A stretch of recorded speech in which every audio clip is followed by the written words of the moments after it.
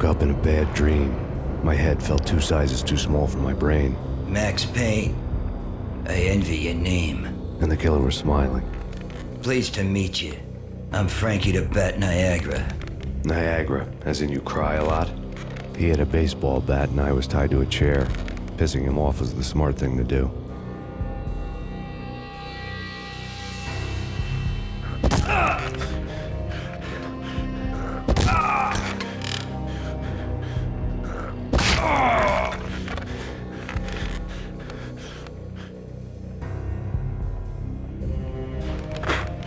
Nothing wrong with a little laugh now and then. Take me, for example. I love to watch cartoons. Cartoon violence is a fascinating thing. Let's take a break. I need to take a leak and maybe grab a cold one at the bar. Don't worry. I'll be back to finish this off. And then, it's checkout time. You play, you pay, you bastard. He swaggered out, and the door clanged shut behind him, locks clicking into place.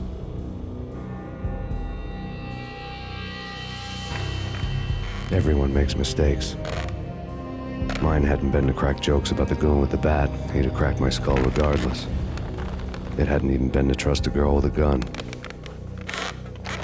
I had blindly gone after the first bad guy on my hit list when I should have been aiming further up the ladder, at the head of the Punchinello family. I couldn't bring myself to be pissed at Mona. Guess I had a soft spot for her pretty face.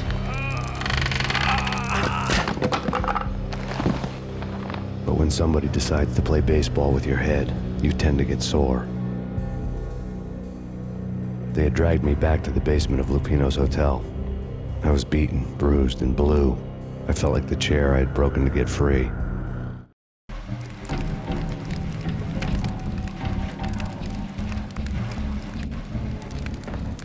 All I had was Niagara's bat, sticky with my own blood.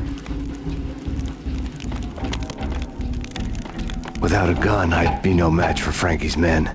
I'd have to play hide and seek with them.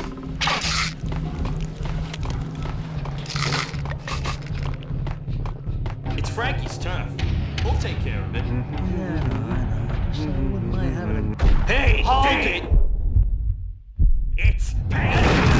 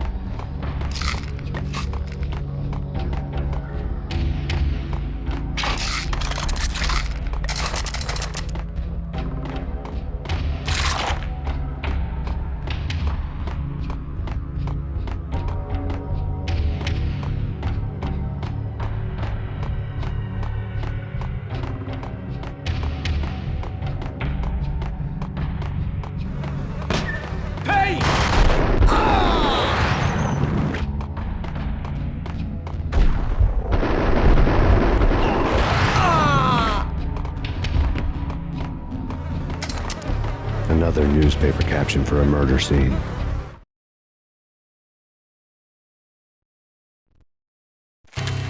Frankie had left his calling card, a Captain Baseball bat boy strip, next to a sewer passage filled with bodies.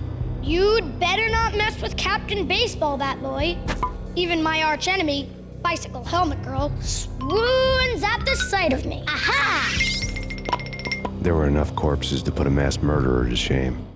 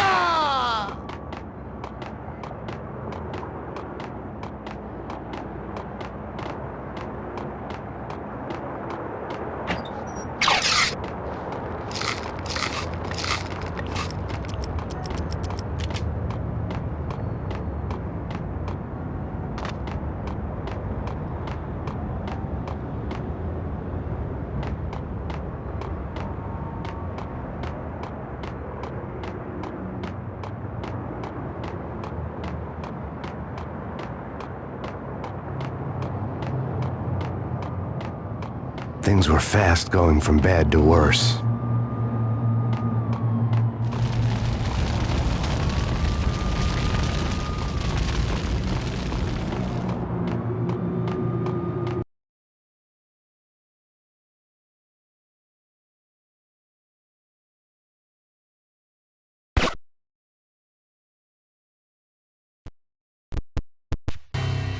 The men in blue had come and gone. They had decorated the place with chalk outlines and tied it together with yellow tape. The cops who had stayed behind were dead. Frankie, his boys, and I had the place all for ourselves.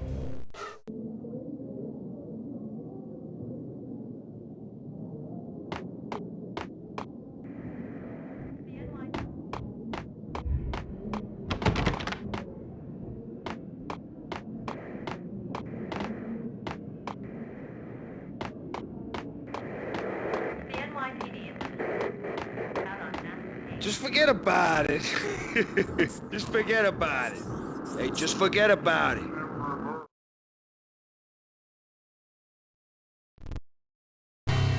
That crazy witch, you should have heard her. She was a real scream when the boys caught her trying to cap the Don. Oh, that's friggin' bad. To the trio?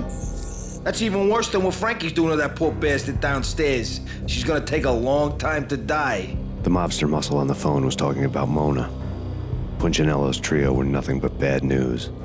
Take whatever steps necessary. It's Payne!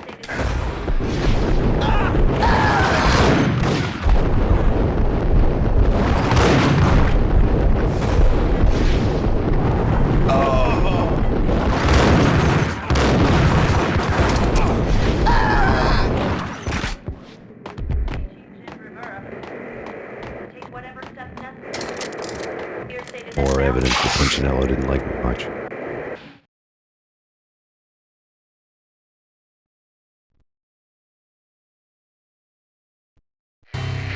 The fact remains that all the victims so far identified in the Ragnarok shooting have been known criminals, many of whom had large doses of V in their blood. Reliable sources say that Max Payne was also among those killed, although no body has been recovered at this time. Reliable sources. That meant somebody thought the Mafia had me, didn't want the cops snooping around anymore. The body would be delivered to them barely recognizable. Case closed. Don Punchinello had the power to be that reliable source, which was no news. But his news was old news. Framing me hadn't been enough. Don Punchinello had put a hit on me. He wanted me dead, and it had been important enough for him to give written instructions to Frankie about it. Max Payne should die like a dog for the trouble he's caused. Frankie, I know I can trust you to give this matter the dedication it needs.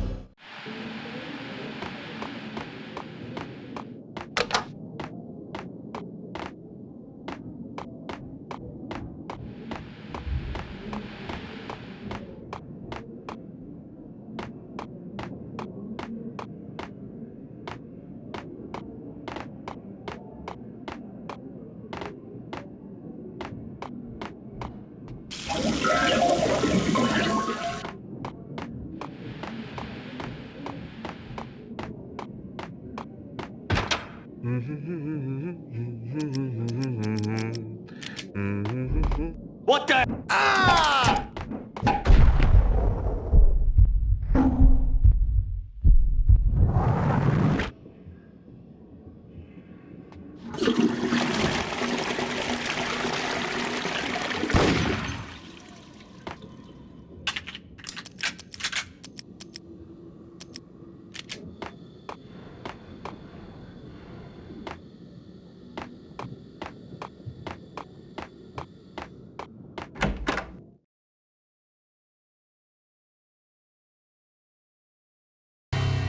The hotel bar was fast developing quite a history. True to his words, Frankie was there, having a beer. Jesus Christ. How the hell did you get loose? Got bored waiting. Thought, what the hell, we could just as well finish this here. Fine by me. This works out just as well.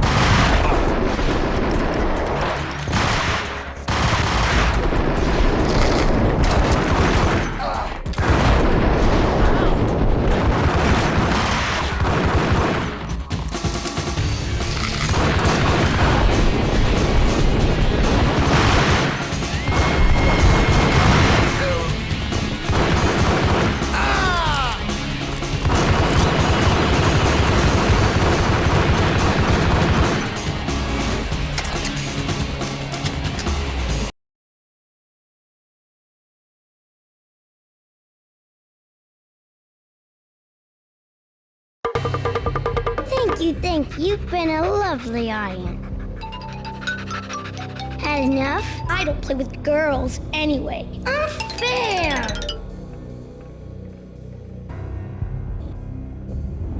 I spotted the tail as soon as I left the hotel. A big black Mercedes. I'd seen the car before. That time it had heralded impressive explosions. Vladimir was back. Bang. You're dead, Max Payne. I might have laughed if I remembered how. What's this supposed to be? Cops and robbers? Look, you want something with me? Get in line. Peace, man. Relax. You know you are a real news item, armed and dangerous. I am going to make you an offer you can't refuse. I've always wanted to say that. It's a bum rap. I've been framed. That's a moot point. Whatever you did or did not do, I'm sure you had good reason for doing it. Want to hear me out? I'm listening.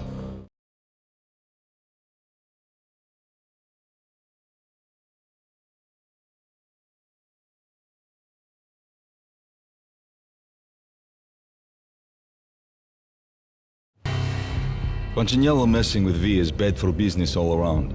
But that's not all. There is this guy, Boris Time, used to pull jobs for me. He's the captain of the cargo ship Charon. Now the bastard turncoat has gone over to the other side, Punchinello's. The ship's loaded with high-res hardware, guns, my business. If Punchinello gets hold of that cargo, he's won and I have lost. And you'll have your work cut out for you.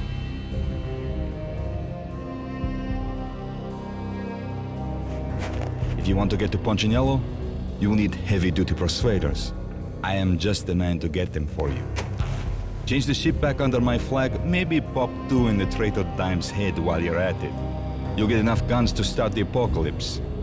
You in or out? Let's get this show on the road. Vladimir was one of those old-time bad guys with honor and morals, which made him almost one of the good guys. None of us was a saint. The Brooklyn riverfront was a maze of rusty containers, sharp-boned cranes looming up from the snowstorm. On a night like this, you couldn't help but think of the dark army of dead men sleeping with the fishes, cement shoes in line. No Minotaur lurked in this labyrinth, but somewhere out there, on the clanking deck of his cargo freighter, the skipper of the Chiron was waiting, like the ferryman in the river Styx.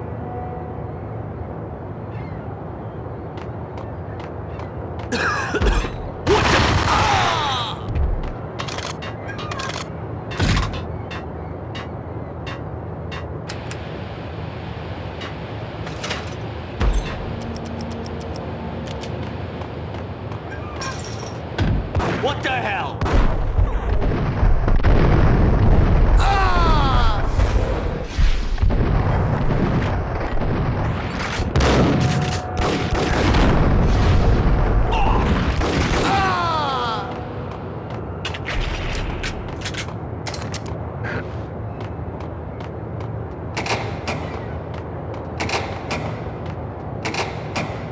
Oh, damn!